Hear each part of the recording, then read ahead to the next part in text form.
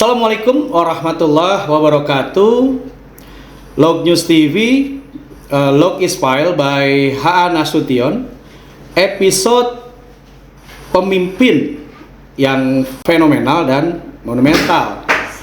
Dan hari ini, alhamdulillah, Log News TV kedatangan seorang pemimpin.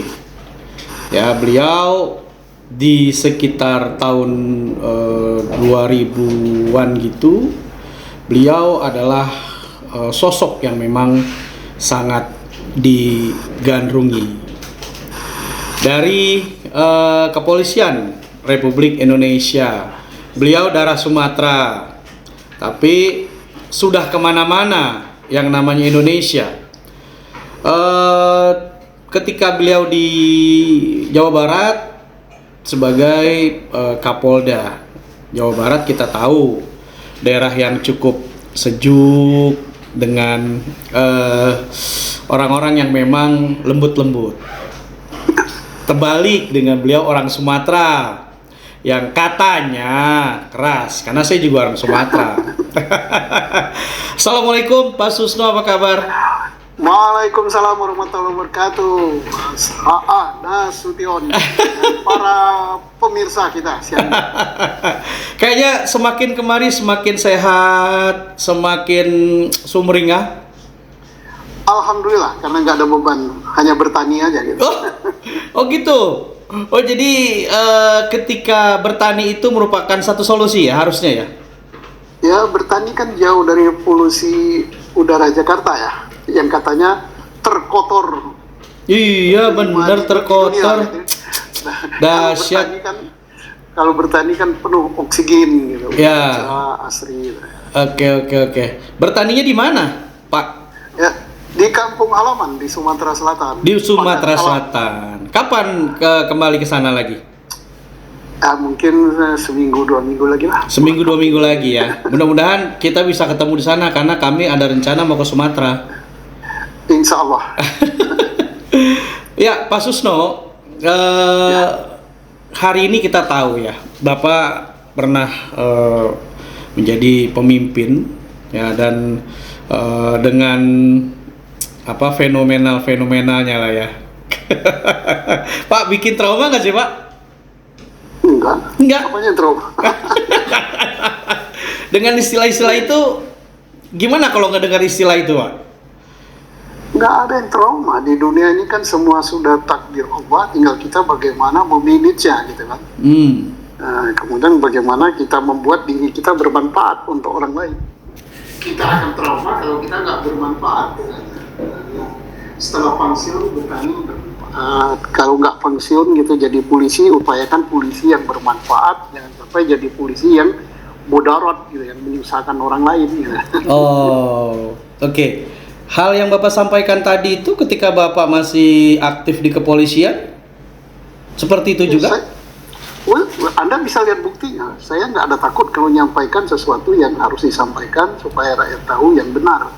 Yang patut ditakuti hanya Allah. Kalau hanya sekedar dicopot, dipecat, bahkan dipenjara, apa harus takut? Ya. Secara religi, Bapak cukup termasuk yang mana, Pak? Golongan yang sangat taat sekali atau? Ya tidak ya. Saya bukanlah ustadz, bukan kiai, ya tapi saya orang yang beragama, biasa-biasa saja. Kita laksanakan agama itu sesuai dengan apa yang harus kita laksanakan dan semampu kita ya. Biasa-biasa saja gitu. Oke. Waktu dalam menjalankan tugas, waktu aktif masih di kepolisian, Bapak kan disumpah tuh tentunya kan. Ya, saat disumpah itu apa yang Bapak pikirkan, Pak? Ya, sumpah itu kan kita bersaksi, saksi kita Allah. Bukan hanya disaksikan oleh yang mendengar. Kalau saksikan yang mendengar gampang lah, eksekusi bisa. Tapi kalau Allah kan tidak. Umur-umur dan apa yang ada di hati kita, Allah bisa membaca. Apa yang kita zuhirkan, nyatakan, dia tahu. Makanya kita jangan mengkhianati sumpah kita. Ya, tapi risikonya memang ya gitu. Ya, berarti nih Pak, artinya kan kalau kita ngelihat track record Bapak nih, selalu mengikuti berita-berita yang viral, ya berita politik kah, hukum kah. Nah tadi di awal saya bilang apakah nggak trauma atau nggak takut punya musuh, Pak? Ya musuh saya kan hanya hama pertanian gitu, hama orang gitu kan bisa. Itu kan sekarang, Pak, hama pertanian, waktu itu kan bukan lah. Iya kan tidak ubahnya kan, hama yang menghambat keadilan dan kebenaran yang kita semprot aja sama baygon. Apa salahnya gitu? Jadi, orang-orang yang tidak menghendaki kebenaran dan keadilan itu kan hama. Kalau saya bertani kan yang tidak menghendaki tanaman saya subur tumbuh dengan bagus ya hama. Hama yang paling besar itu ya banjutan. Hama yang kecil ya hama wereng, hama tikus. Ya. Jadi dunia ini kan kayak gitulah, ada yang jadi hama, ada yang jadi petani yang ingin subur. Hama di kepolisian itu hama apa, Pak? Ya banyak, internal Polri, di luar Polri. Internal Polri ya yang ingin menyelewengkan, ya, yang menyimpang dari sumpah. Eksternal Polri ya banyak yang goda-goda gitu, goda begini, goda begitu. Dan itu bukan hanya di Polri aja ya, semua kementerian, semua dinas, jabatan, bahkan di lembaga-lembaga lain mungkin lebih parah lagi hamanya. Terakhir Pak Susno di mana sih Pak tugas, Pak? Terakhir saya di Bariskrim ya, sebelumnya saya Kapolda Jawa Barat, sebelumnya saya di PPATK, 4 tahun saya di PPATK. 4 tahun Pusat Pelaporan dan Analisis Transaksi Keuangan. Oke. Termasuk yang mendirikan pertama gitu ya, saya sama Pak Yunus Hussein. Oke. Waktu 4 tahun itu apa kasus yang terdahsyat? Hama apa yang paling gila, Pak? Nah, orang kan waktu itu kan belum mengenal PPATK. Karena belum mengenal PPATK, belum tahu PPATK, maka kita paling enak gitu kan. Paling enaknya apa? Hama itu berkeliaran. Kita bisa orang bertransaksi seenaknya aja. Transfer ke, ya begitulah. Jadi kalau korupsi, kalau sekarang kan diantarkan uang ya. Mungkin uangnya bentuk dolar. Kalau dulu kan nggak takut-takut gunakan rekeningnya. Banyak gitu. Termasuk misalnya kasus yang besar ya, mafia pajak, Bank Senturi, dan lain-lain, udah gede-gede lah gitu. Ngeri, Pak? Ya enggak lah, malah senang malah kita. Senangnya senang apa nih? Tanda petik apa gimana nih? Banyak orang yang di depannya kayak malaikat gitu, gini, tapi kalau kita di PPATK kan tahu gitu. Yuk ngomongnya kayak malaikat, tapi kan kayak gini gitu. Oke. Pak, tahun 2024 Bapak nyalek ya? Bukan nyalek 2024, sekarang. Iya, sekarang.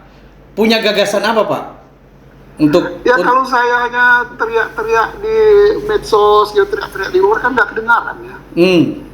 Kedengaran paling dia teriak aja. Sama dengan ya saya panggil Mas lah, karena banyak orang Jawa yang dengar ya. Sama dengan Mas HA ya. Teriak-teriak di medsos kan paling selesai ya sudah ya. Tapi kalau kita bisa masuk di Senayan kan itu lain getarannya. Oke. Jadi ceritanya masih mau kembali panas dingin lagi nih? Ya kan begini. Saya katakan dari awal kan hidup itu bisa bermanfaat untuk orang lain. Saya bertani ya insya Allah bermanfaat, bisa menghasilkan beras, gabah ya.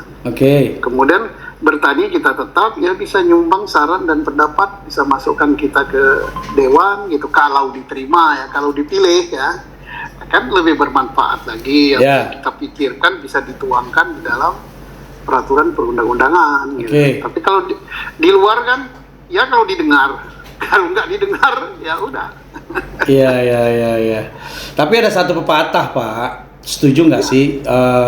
Ya sudah, kita bersuara saja, mau didengar atau tidak.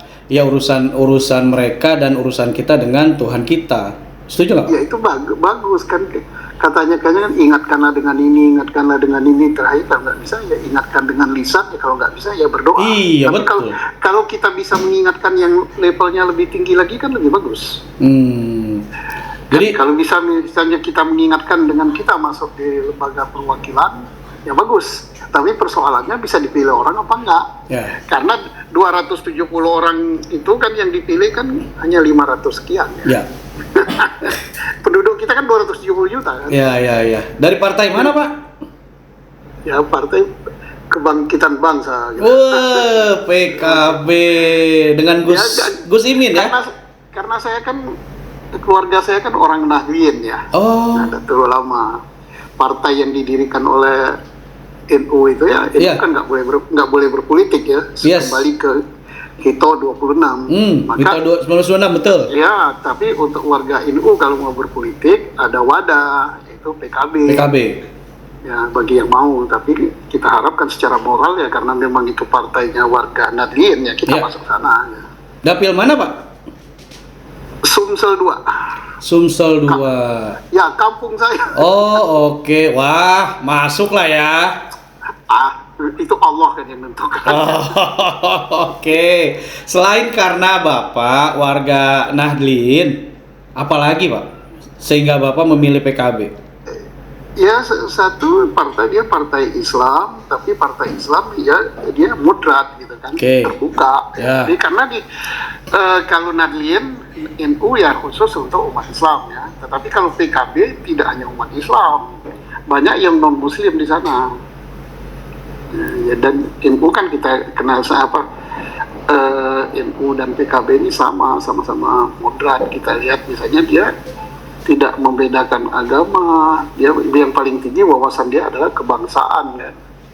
Penjaga bentengnya Pancasila, kemudian dia di era perjuangan para kiai atau founding father dan pejuang gitu kan. Oke. Mulia sekali Pak cita-citanya. Pak, ngomong-ngomong moderasi ya Pak ya. Kan juga pemerintah sudah mencanangkan moderasi kampung moderasi gitu ya, atau desa moderasi. Nah, bicara moderasi, kalau saya sih menyampaikan bahwa toleransi peradaban itu yang harus dikedepankan. Nah, ketika kondisi saat ini kita bicara toleransi, bicara peradaban, itu telah terjadi gitu loh Pak. Terjadi sebenarnya ini karena perbedaan pemahaman saja ya menurut saya ya Pak ya. Karena kan saya mengikuti perjalanan Al Zaitun gitu. Sampai akhirnya ditersangkakan pasal penistaan agama. Pak Susno bagaimana melihat kondisi ini Pak Susno? Penistaan agama ya, kalau betul-betul dia menista agama ya bagus, harus ditindak ya. Jangan sampai lupa. Contohnya apa? Misalnya di luar negeri kan ada yang membakar Al-Quran, merobek Al-Quran, itu baru menista agama. Kalau orang lagi sholat di masjid diusir gitu kan, nah itu kan nyata gitu kan. Orang lagi puasa diganggu gitu, orang lagi sholat diganggu, itu nyata, perbuatan nyata. Tapi kalau sekedar misalnya perbedaan pendapat, perbedaan paham, ini amat sangat sulit, terlalu gitu bedakannya kan. Sulit gitu. Contohnya apa? Kita memahami tentang sesuatu ayat ya. Saya ini bukan ahli agama ya, bukan kiai. Tapi saya kan berdasarkan insting pemikiran saya aja. Misalnya oh, si A mengatakan bahwa menafsirkan ayat ini gitu. Si B menafsirkannya begini. Oh, ini kalau sholat, kalau menurut paham saya, aliran saya boleh laki-laki imamnya perempuan, yang ini mengatakan tidak boleh. Nah sekarang yang benar yang mana? Yang bisa membenarkan itu, ini yang benar ini yang salah itu siapa? Hakim nggak? Kapan hakim diberi kewenangan untuk memponis atau untuk menyatakan ini benar ini salah kalau hal dalam paham agama? Tapi kalau dalam merobek Al-Quran atau merobek kitab suci suatu agama atau menodai orang yang lagi menjalankan ibadah, itu secara fisik kelihatan. Tapi kalau pemahaman, oh tafsir yang ini begini, tafsir ini begini, kan itu kan sulit. Oh ini sudah pendapat ahli apa? Oke. Oh, ahli dari Fakultas Agama. Oh, ahli dari majelis ini. Sejak kapan majelis itu? Sejak kapan ahli agama itu diberi kewenangan menilai paham ini salah, paham ini benar? Nah, contohnya saja, jangankan sesama agamanya sama, kemudian mungkin dia dari paham Ahlus Sunnah wal Jamaah sesama itu, kemudian mungkin juga tafsirnya berbeda atau apa namanya hadisnya beda, kan sulit kan? Jangankan itu, sesama Islam aja kan ada Islam Ahlus Sunnah wal Jamaah, ada Islam Sunni. Ya. Kita Ahlus Sunnah itu kan ada Islam Syiah. Ya. Nah, kita kan nggak bisa mengatakan yang benar yang ini, yang salah yang ini. Ya. Oh, hakim yang bisa memutus. Sejak kapan hakim bisa memutus itu? Jadi amat sulit gitu memutus itu. Tapi, nah inilah untuk para penegak hukum ya, mulai dari penyidik, penuntut, dan hakim harus sangat hati-hati di dalam memvonis ini. Jangan, karena sulit membenarkannya. Pasti misalnya Al Zaitun atau Panji Gumilang, dia pasti punya landasan bahwa saya berdasarkan buku ini, berdasarkan kiai ini, berdasarkan kiai ini. Dan hak sini mengatakan berdasarkan buku ini, kiai ini. Nah sekarang yang benar yang mana? Artinya berarti nanti akan ada debat kusir dong ya? Yang tunggu mati nanti akan Allah yang mengatakan ini benar. Enggak, maksudku gini Pak. Ketika sampai kepada proses pengadilan, sepertinya akan ada debat kusir dong. Ya tidak kusir kalau kita masing-masing mengutakan apa namanya otak kita dingin. Kan kita kita katakan aja ini nggak bisa dikatakan yang ini benar, yang ini salah. Ya bisa yang ini benar, yang ini salah, bisa dua-duanya salah, bisa dua-duanya benar. Nah kalau gitu gimana ya, jangan dihukum orang itu. Karena paham itu sulit itu. Di apa namanya, paham dan pendapat itu sulit jadi. Oke. Walaupun bukti atau dasarnya itu berdasarkan fatwa. Sejak kapan fatwa itu menyatakan paham ini salah, paham ini benar? Siapa yang memberi wewenang kepada yang membuat fatwa itu bahwa dia bisa mengatakan paham ini benar, paham ini salah? Nah, itu sesama satu ini kan, sama-sama Sunni kan. Lah kenapa nggak si A atau Ahmadiyah atau apa itu nyatakan salah, tangkapi semua? Kan berpikirnya situ kan. Nah, kalau yang gitu ya serahkan aja kepada Allah.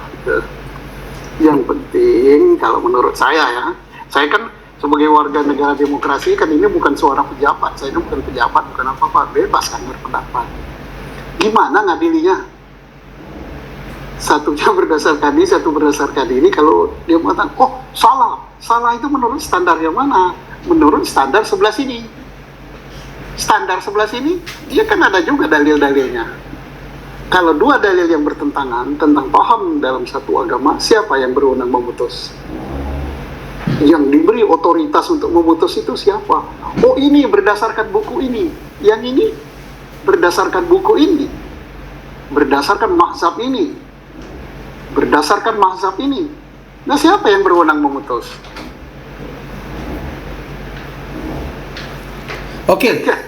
Ya, berarti saya ngebayang ini dari berbagai macam narasumber saya, berbagai tokoh-tokoh narasumber kami di Log East Files. Ini satu yang bikin saya akhirnya berpikir juga, oh iya benar juga ya. Lalu gimana hakim nantinya kayaknya akan panas dingin dong ya? Ya hakim kan tidak harus menghukum. Tugas hakim itu kan bukan menghukum. Tugas polisi itu bukan juga mencari orang itu salah. Tugas jaksa bukan juga menuntut untuk orang dihukum. Tugas polisi menyidik itu untuk mencari ada unsur pidananya apa tidak. tugas jaksa kalau memang dia ada kesalahannya dituntut untuk dihukum, kalau tidak ada salahnya dia tuntut untuk bebas. Jadi jangan sampai nanti aparat itu, polisi diciptakan untuk menghukum orang, jaksa diciptakan untuk menuntut orang agar dihukum, hakim tugasnya adalah untuk memvonis orang agar dihukum. Tidak. Yang harus ditegakkan itu adalah keadilan dan kebenaran. Ya kalau dia adil dan benar misalnya tidak perlu harus dihukum, ya bebaskan. Kan bebaskan, berbeda pendapat bebas dalam negara demokrasi. Dalam agama juga begitu. Sunnah pula itu berbeda. Ya. Dalam kasus Jangan Al-Zaitun, Pak, saya semakin seru nih. Dalam kasus Al-Zaitun, Bapak melihatnya ada kejanggalan nggak? Jadi begini, Al-Zaitun itu saya sama sekali tidak kenal sama Panji Gumilang, ketemu aja nggak pernah, apalagi salaman, apalagi ngobrol. Oke. Dengan orang yang menghendaki, ya, tanda petik ya, agar Panji Gumilang dan lembaganya dihukum, dikenakan sanksi. Saya juga nggak pernah berdiskusi. Nggak ada kepentingan bagi saya. Bagi saya kepentingan adalah berdasarkan pandangan hukum yang saya tahu. Oke. Nah sekarang, jangan sampai membuat orang itu, oh ini penistaan agama, baru dicari buktinya. Jangan. Oke. Dicari dulu perbuatannya apa, baru kalau perbuatan itu mengarah kepada pelanggaran pasal, baru ditentukan pasal berapa. Jangan dibalik. Wah ini penistaan agama, baru cari bukti-buktinya. Nah ini berarti sudah vonis dulu, rekayasa namanya. Emang ada kondisi itu, Pak? Nggak tahu, mana aku tahu. Oke. Nah, jadi jangan sampai dikatakan penistaan agama, baru dicari bukti-buktinya. Lah ini berarti sudah dibuatkan orang ini. Yang main di sini sudah ada penistaan agama. Dilihat dulu perbuatannya apa, perbuatannya, oh dia begini. Oh dia begini.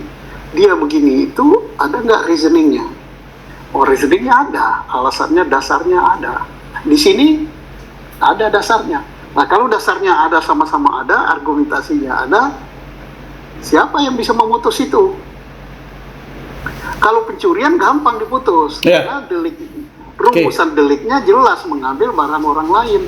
Kalau ini kan tidak ada rumusnya, berbeda pandangan. Nah kemudian cara menanyanya, oh kita tanya ahli bahasa, ahli agama, gitu. Emangnya ahli bahasa, ahli agama bisa dia memutus bahwa itu telah menista agama karena bertentangan pendapat? Wow. Ya. Bertentangan pendapat ya. Demokrasi juga bertentangan pendapat, apalagi dalam agama. Nah, sama-sama misalnya satu aliran ya. Saya itu bukan orang agama yang nggak begitu paham ya. Ahlus Sunnah wal Jamaah gitu kan. Imamnya kan macam-macam, nggak ada Imam Syafi'i, Imam Maliki, Imam Hambali kan. Ada 4 kan. 4 imam aja itu udah berbeda-beda dia. Terhadap memandang terhadap suatu. Semua ada alasan. Yang benar yang mana? Kalau menurut saya penganut Mas Ahlus Sunnah wal Jamaah, imam saya Imam Syafi'i, saya kan ikuti aja yang Imam Syafi'i ya. Tapi saya tidak bisa mengatakan bahwa yang aliran Imam Hambali, Imam Hanifi dan imam yang lain salah. Nggak boleh dong. Pak Susno, di konten kami yang lain ya, di wawancara kami yang lain, di dunia pesantren itu ada 5 poin. Ada kiainya, ada santri, masjid, metode, dan satu lagi apa gitu saya lupa ya. Ketika pesantren menerima dana atau sumbangan dari masyarakat, semua pendiri atau kiai pesantren mengatakan itu tidak ada masalah gitu. Tapi sekarang masuk kepada TPPU. Menurut Pak Susno nih, di mananya sih yang bisa dijerat TPPU? TPPU bisa saja kalau yang menyumbang dana itu, yang kena TPPU bukan santrinya, bukan Al-Zaitunnya, bukan Panji Gumilangnya, yang menyumbang dana. Kalau dananya itu didapat dari kejahatan, contohnya ada orang jual narkoba, kan dana narkoba itu kan hasil kejahatan kan, dia sumbangkan kepada kiai di situ atau dia sumbangkan kepada lembaga itu. Nah, maka ada kemungkinan yang nyumbang itu adalah mencuci uangnya. Bukan pencucian uang itu bukan si Al Zaitunnya, bukan Panji Gumelangnya. Yang benar aja. Jadi Oh iya? yang nyuci duit itu adalah yang menaruh duit itu ke rekening, yang mentransfer, yang menyumbangkan, yang membelanjakan, nah, kan? Yang menempatkan, yang menyimpan. Seolah-olah duit itu halal. Jadi bukan yang nerima. Jadi kalau dikatakan Panji Gumilang cuci uang, emangnya Panji Gumilang jual narkoba? Emangnya dia ngerampok? Emangnya dia meres hasil pemerasannya, kemudian dia transfer dalam rekening, atau dia belanjakan, atau dia yang nyumbangkan? Lah baru berarti Panji Gumilang atau Al Zaitun itu selaku lembaga mencuci duit. Tapi kalau dia nerima, dia bukan pelaku pencucian uang. Termasuk bos? BOS? Kan Bos itu sah kan? bos sah. Iya, dia sah, tinggal nanti diaudit oleh yang memberikan bos itu sesuai dengan ketentuan, kan ada aturan-aturannya. Mana yang bisa untuk ini, mana yang bisa untuk itu, ya kan gitu. Oke. Ya gitu. Jadi begini, lihat dulu perbuatannya, jangan ditangkap orangnya dulu, baru dicari kesalahannya. Nggak kena ini, cari yang ini. Nggak kena ini, cari yang ini. Nggak kena ini, cari yang ini. Akhirnya cari ITE gitu kan. Nggak boleh dong. Ini kan negara hukum, harus adil. Ada kondisi apa berarti ini Pak di dalam apa ya, katakan kepolisian Republik Indonesia? Kok seperti yang Bapak sampaikan tadi? Gimana Pak Susno melihatnya? Maksudnya kondisi apa? Iya, jangan dicari dulu masalahnya, orangnya udah ditahan terus baru dicari kesalahannya. Ya, memang dalam teori penyidikan, teori hukumnya begitu kan. Dilihat dulu perbuatannya apa, setelah perbuatannya itu dengan bukti-buktinya ada, baru tentukan pasalnya. Jangan aja ditentukan misalnya, oh dia telah melakukan ini, baru dicari bukti-buktinya untuk melengkapi tuduhan tadi.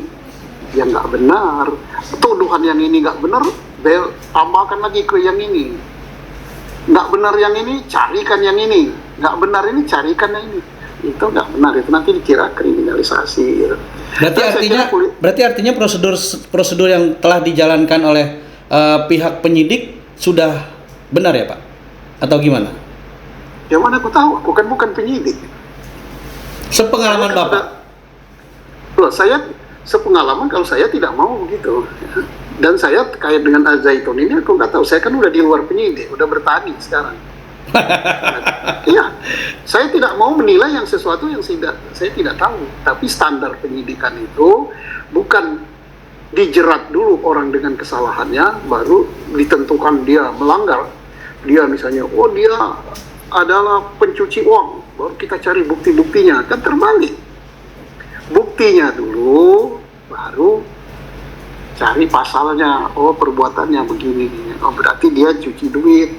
Lah, kalau mau dikatakan pencuci duit, siapa mau dikatakan pencuci duit dalam kasus Al Zaitun? Kan bukan Panji Gumilangnya. Yang cuci duit itu, yang nyetor ke rekening itu siapa? Oh ada 300 rekening. Di antara 300 rekening itu, mana yang kealpina dan kejahatan?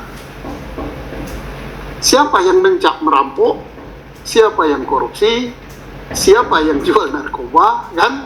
Kan duit-duit dari itu kan. Yeah. Siapa yang melakukan pemerasan, siapa yang melakukan korupsi, siapa yang melakukan, bahkan ada lagi pasalnya lebih luas lagi, tindak pidana pencucian uang itu. Siapa yang melakukan pidana yang diancam 4 tahun atau lebih. Nah itulah yang cuci duit. Yang masuk di 256 rekening itu disinyalir ada, itu bukan pencucian uang, bukan? Ya harus tahu dulu kejahatannya apa. Siapa yang melakukan kejahatan? Oh, yang masuk ke rekening yang ini namanya si A. A ini jual narkoba. Duitnya distorkan ke dalam rekeningnya PG. Rekening nomor sekian. Dia cuci duit itu di situ. Oke. Tapi ketika itu disampaikan ke ranah umum, itu tidak melanggar undang-undang privasi ya? Yang mana yang disampaikan? Yang disampaikan ada 256 rekening atas nama PG. Terus apalah itu tidak melanggar privasinya Pak PG? Ya nggak boleh, rekening orang diumumkan itu kan nggak boleh.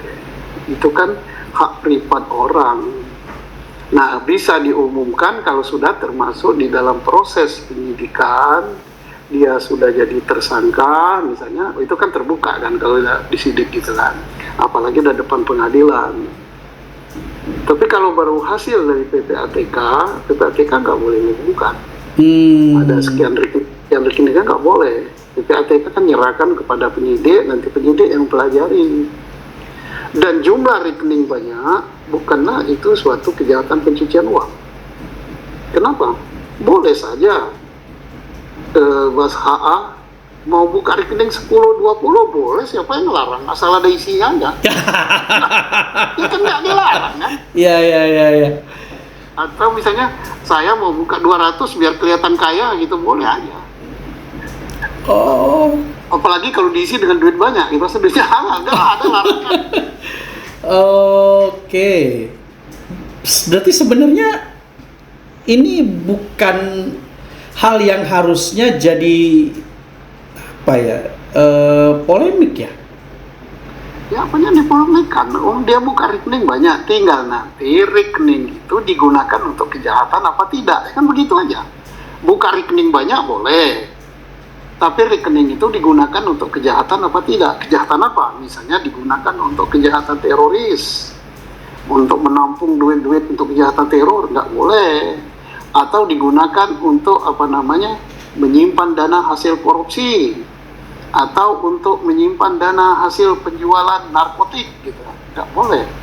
Bisa juga rekening itu digunakan untuk cuci duit. Nah, duit yang hasil narkotik, hasil perampokan, hasil korupsi dimasukkan ke rekening itu, sehingga seolah-olah itu misalnya ada transaksi perdagangan dengan Panji Gumilang, dengan Al-Zaitun, itu nggak boleh, itu nyuci duit namanya. Tapi yang nyuci duit bukan yang terima duit itu. Oke. Yang nyuci duit adalah yang masukkan duit kejahatan itu ke sana. Misalnya rekeningnya Mas HA, ya, Mas Dasution, ada perampok atau penjual narkotik, dimasukkan ke rekening. Nah, seolah-olah duit itu bukan kejahatan, misalnya, oke, saya transfer duit saya misalnya sebanyak 1 miliar. Seolah-olah transfer itu adalah untuk membeli rumahnya Mas HA, gitu. Dia cuci duit itu, seolah-olah bersih. Nah, siapa yang terkena pencucian uang? Bukan yang Mas HA. Yang mentransfer duit itu, yang gunakan untuk pembelian rumah, gitu. Seolah-olah duitnya itu bukan hasil kejahatan.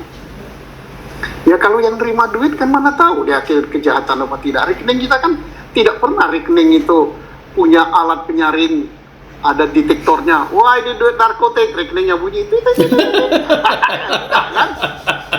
Iya.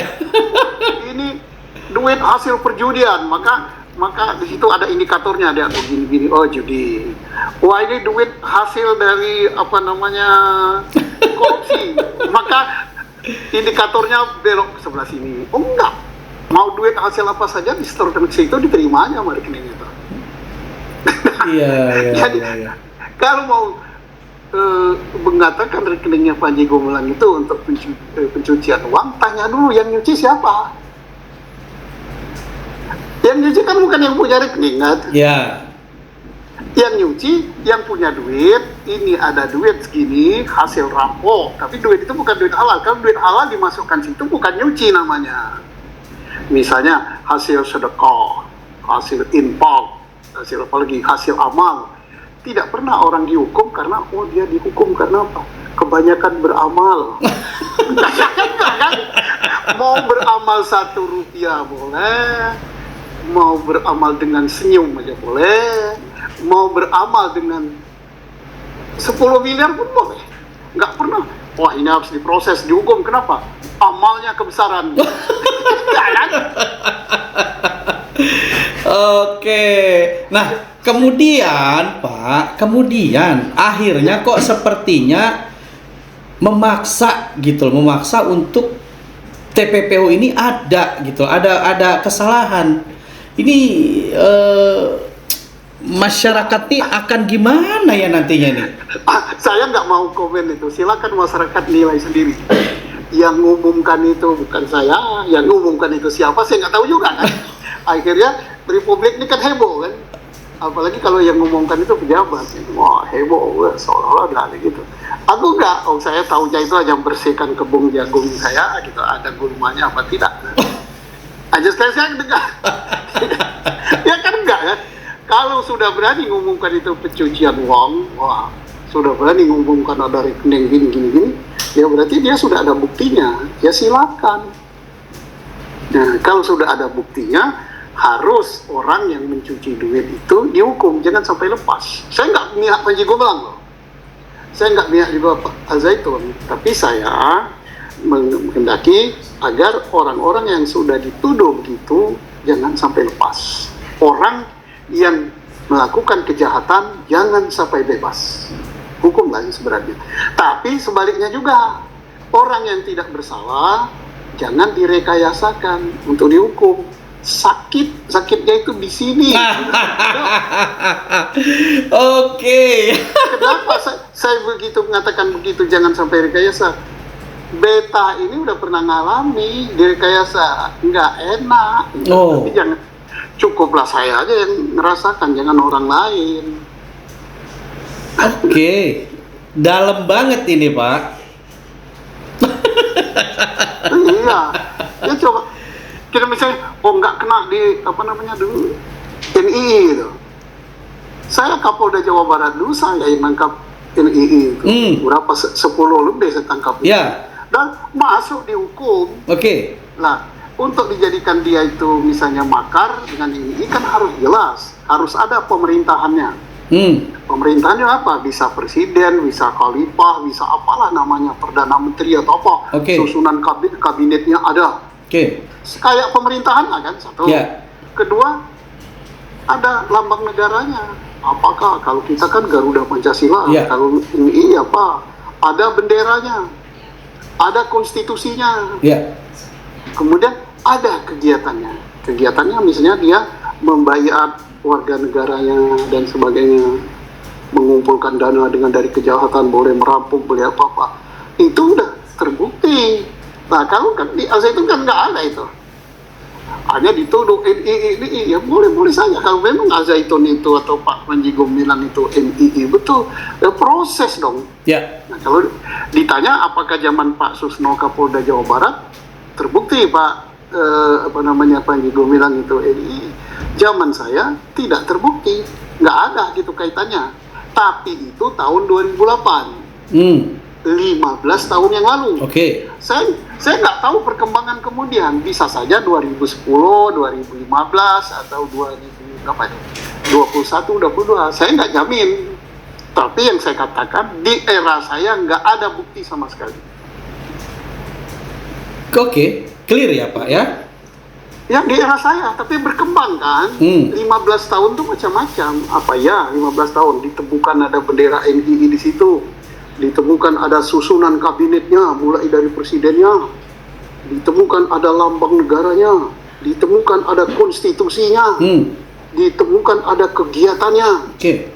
Ada nggak itu? Kalau itu nggak ada ya berarti tuduh-tuduh saja kan. Nah, ternyata kan nggak. Oh itu cuci uang.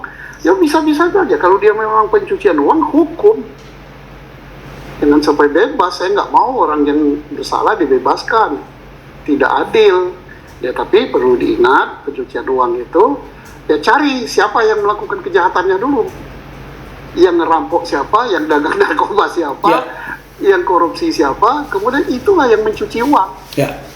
Oke, Pak Susno, terakhir Pak. Dalam kondisi seperti ini, kontroversi, ya kan, tarik-penarik, ulur tarik, dan lain-lain gitu kan, antara beberapa pihak, termasuk di dalamnya adalah pemikir-pemikir atau ulama-ulama. Nah, Bapak melihat ini bagaimana bisa menyampaikan kepada masyarakat dan subscribernya Log News TV, Pak. Silakan Pak Susno. Ya, kalau saya, mari kita memandang hal ini, kita pandangkan karena ini kan masalah hukum ya. Kita harus berdiri tegak lurus, jangan ada pesanan-pesanan, jangan ada keberpihakan, jangan ada untuk kepentingan politik, kepentingan kelompok, kepentingan golongan, ataupun kepentingan perorangan. Kalau hukum itu tidak memandang itu, siapa yang salah harus dihukum, jangan lepas. Tapi siapa yang tidak bersalah, ya harus bebas, jangan dihukum. Nah, makanya biarkan aja hukum berjalan. Biarkan hukum berjalan.